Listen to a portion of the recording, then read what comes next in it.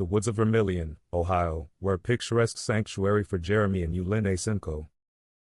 They dedicated years to restoring their secluded farmhouse, transforming it into a fortified haven centered around their family tree business. Jeremy was fiercely protective of everything he held dear, implementing an elaborate security system with cameras, motion detectors, and 4 formidable dogs to ensure their safety.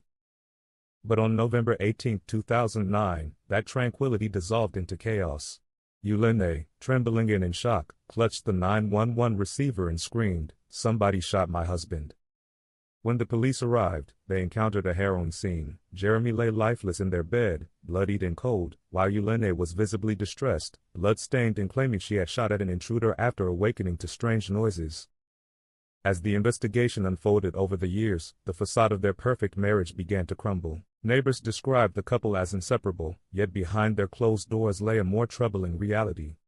Jeremy often exhibited controlling behavior, verbally abusing Eulene and pressuring her into filming amateur adult videos, some painted with her distress. She maintained she was a willing participant, yet the shadow of her past trauma, a history of sexual abuse by her father, haunted their relationship.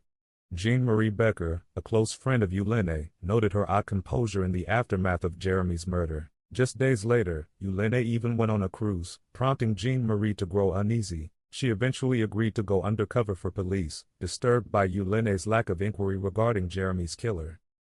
The chilling revelation came from the Simcoe's own computer, where investigators found a search for Eulene's father's obituary, merely 11 hours before the tragic event. Despite Eulene's protests of innocence, police connected the dots. No intruder had invaded that night, the dogs remained silent, and the alarms never triggered. By 2014, after 5 agonizing years spent in a world of memorials for the man she was accused of murdering, Eulene faced a judge. The evidence was compelling, the murder weapon had been wiped clean, and the mystery of the non-existent prowler loomed large. As she was led away to prison, the quiet community of Vermilion breathed a collective sigh of relief, having finally witnessed the justice they sought for half a decade. The case unraveled not just a tragic murder but the dark layers of a complex relationship, bringing to light questions of control, manipulation, and the haunting scars of a painful past. Eulene's story, marked with sorrow and betrayal, ultimately revealed the frailty of outward appearances and the darkness lurking beneath, forever altering the landscape of a small town that once cherished the sanctity of its woods. In the silence that